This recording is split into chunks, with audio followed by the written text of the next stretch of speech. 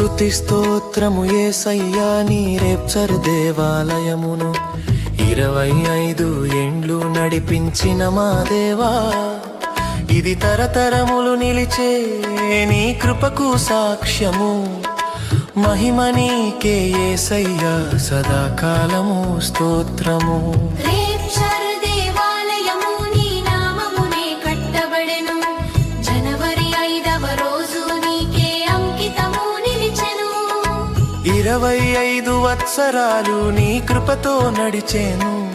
సన్నిధి గృహమై నిలిచి అనేకులను దీవించెను.